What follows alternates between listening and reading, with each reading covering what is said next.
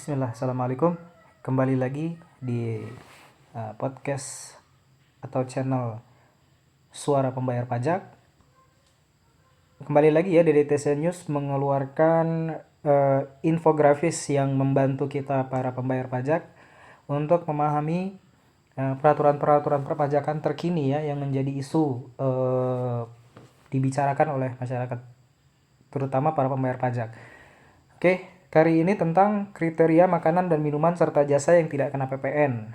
Jadi, ya satu rombongan di antara 14 PMK yang menjadi aturan turunan dari Undang-Undang HPP ya, Undang-Undang Harmonisasi Peraturan Perpajakan. Kali ini PMK nomor 70 tahun 2002. Ya, PMK 70 2002 ini adalah penjelas ya dari jasa-jasa yang sebenarnya dia telah dikenakan pajak penjualan oleh peraturan daerah.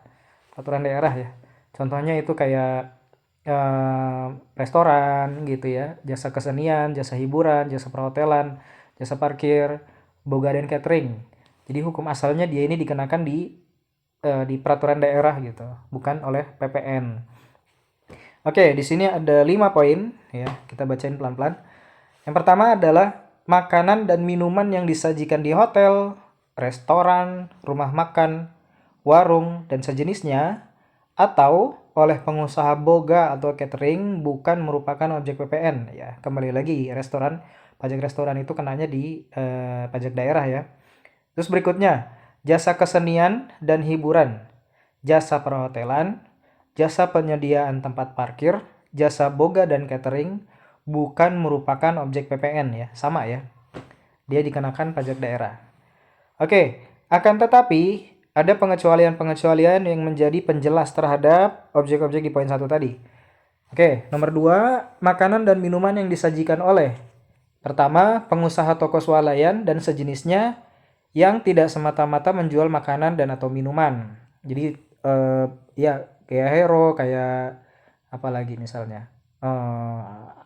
Kayak apa ya? Kayak Indomaret gitu kan. Indomaret tuh kalau di rest area dia suka ada tempat duduknya di situ. Maka dia tidak termasuk dalam kriteria yang ini ya. Terus yang kedua, pengusaha pabrik makanan dan atau minuman. Berikutnya lagi pengusaha penyedia fasilitas kegiatan usaha utamanya menyediakan pelayanan jasa menunggu pesawat, lounge pada bandara. Jadi iya ya kayak lounge-nya ya lounge yang ada di bandara lah gitu. Ya, maka dia atas penyerahan makanan dan minuman di atas dikenai PPN. Karena kembali lagi di luar dari domain yang ada di poin 1 tadi. Oke, yang ketiga, tidak termasuk jasa kesenian dan hiburan, yaitu kegiatan pelayanan penyediaan tempat atau ruang dan atau peralatan dan perlengkapan untuk permainan golf. Ya. Terus yang berikutnya, penyerahan jasa digital berupa penayangan, streaming film atau audiovisual lainnya melalui saluran internet atau di jaringan elektronik. Ya mungkin kayak Netflix, kayak Disney Plus ya. Begitu. Atas penyerahan jasa di atas dikenai PPN.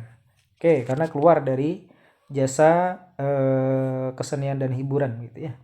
Oke, terus yang ketiga, tidak termasuk jasa perhotelan berupa jasa penyewaan ruang untuk selain kegiatan acara atau pertemuan di hotel. Karena bukan jasa perhotelan di situ ya. Terus yang berikutnya, jasa penyewaan unit dan atau ruangan termasuk tambahannya serta fasilitas penunjang terkait lainnya di apartemen, kondominium, dan sejenisnya didasarkan atas jenis usaha. Jadi kayak apartemen dan kondominium, maka jasanya adalah jasa itu ya, jualan apartemen atau kondominium ya. Kalau misalnya dia sewain per bulan atau jadiin kayak hotel begitu harian, ya dia objek PPN di situ ya, karena jasanya bukan jasa hotel. Terus jasa biro perjalanan wisata yang diselenggarakan oleh pengelola jasa perhotelan, yaitu hotel, tapi kalau dia punya travel di dalamnya, maka atas penyerahan di atas dikenai PPN. Gitu. Oke, ini terus yang terakhir, ini jasa penyediaan tempat parkir. Oke, jasa penyediaan tempat parkir memang bukan objek PPN, akan tetapi jasa pengelolaan tempat parkir dikenai PPN. Iya ya. Contohnya kayak apa nih apa namanya? Iya, kayak secure apa gitu-gitu ya,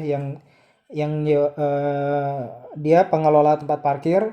Kalau di Jayapura tuh kayak misalnya di Ruko 22 itu. Jadi mereka eh, Angkasa Pura ya kalau nggak salah. Angkasa Pura 2 dia mengelola jasa parkiran. Maka di sini termasuk yang dikenai PPN. Oke, kita mengucapkan terima kasih kepada DDTC yang senantiasa berusaha mempermudah kita para pembayar pajak untuk memahami peraturan perpajakan secara lebih mudah ya. Ya ini kita sangat bersyukur ya. Jadi bahwasanya ilmu perpajakan atau pengetahuan perpajakan tidak semata dari satu sumber, ya ini DJP. Akan tetapi dari pihak swasta juga berkontribusi dalam memberikan wawasan kepada pembayar pajak. Oke, baik, terima kasih. Assalamualaikum.